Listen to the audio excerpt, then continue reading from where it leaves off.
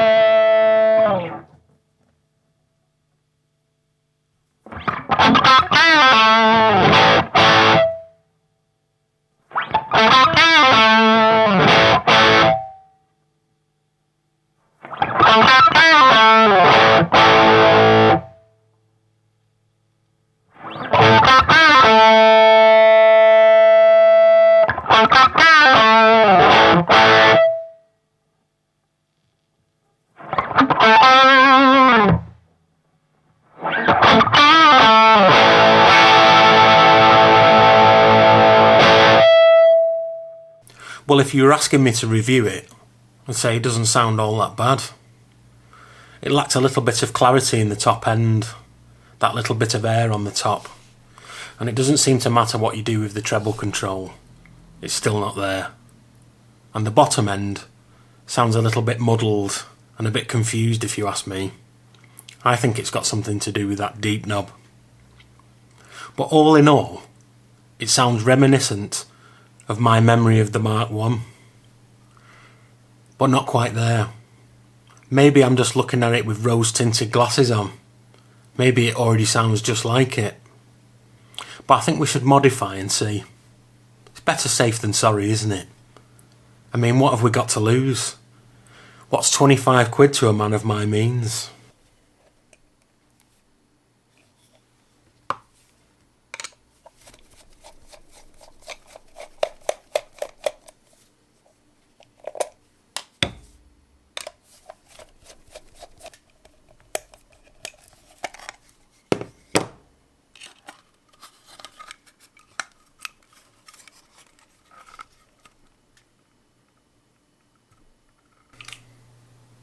So I think the first thing we should address is that sparkle in the top end.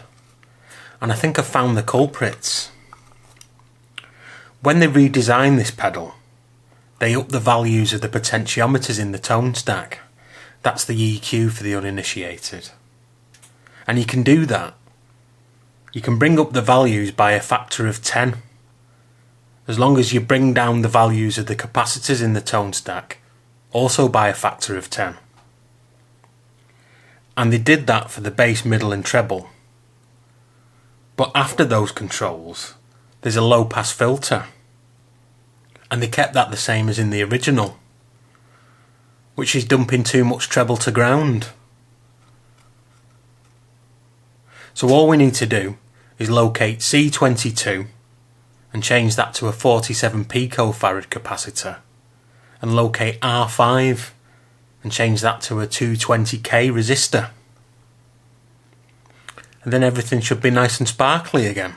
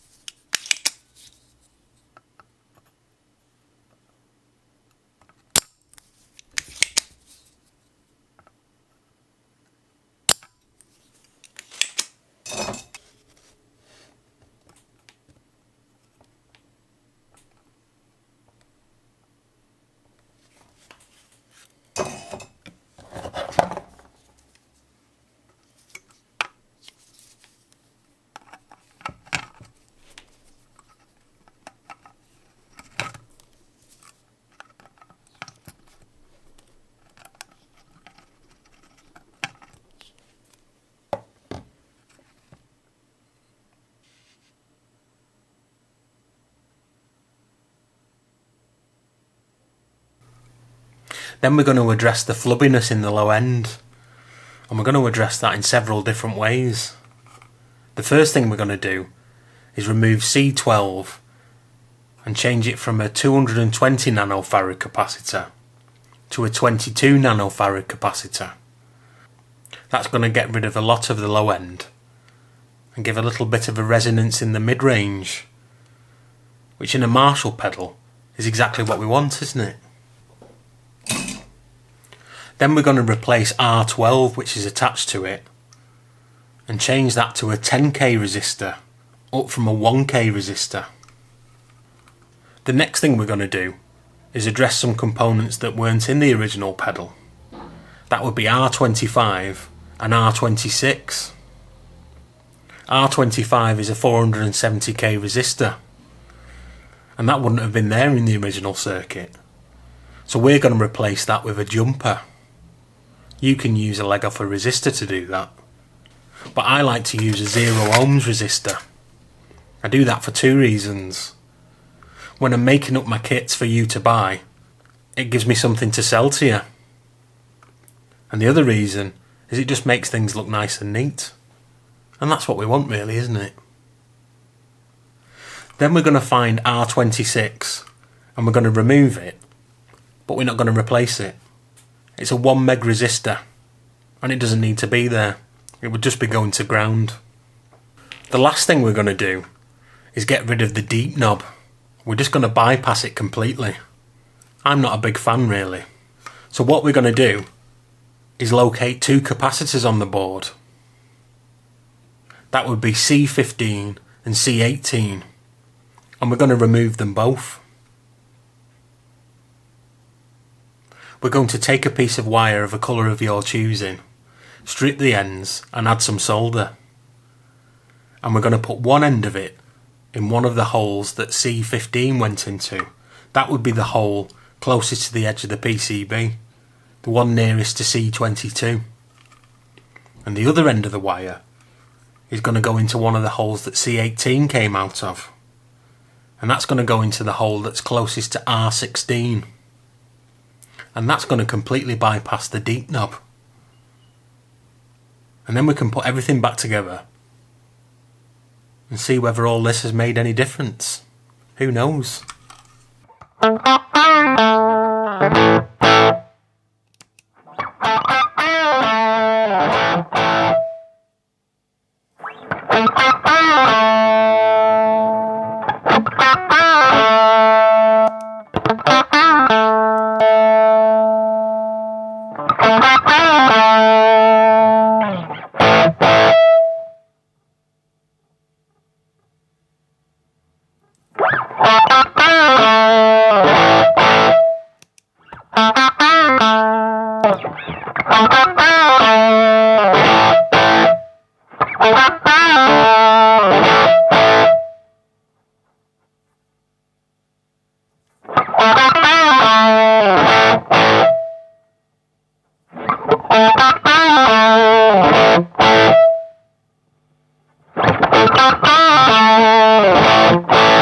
Well, the results are in, and the results aren't as dramatic as I thought they would be.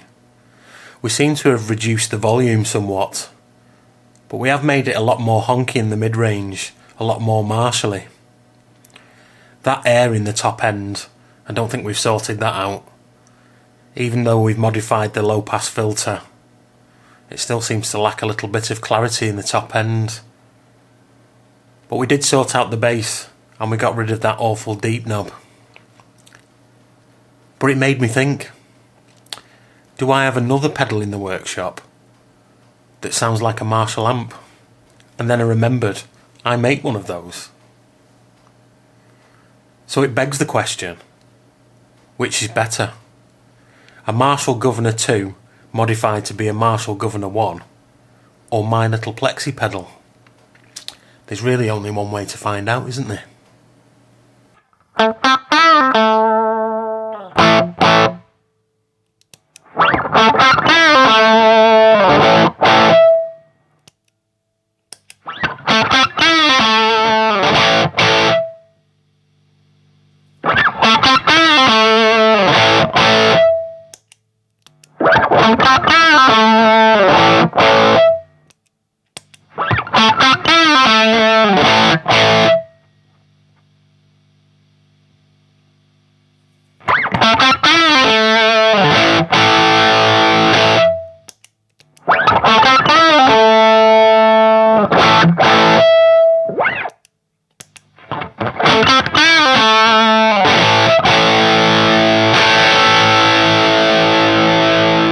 I might be a little bit biased in this contest, but I like the sound of my pedal better.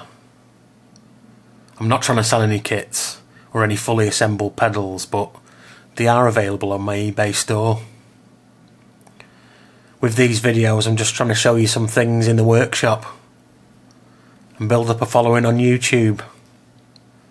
So if you want to see more modifications and see me building pedals and fixing things, well, you best subscribe, mightn't you? Otherwise you might miss all that.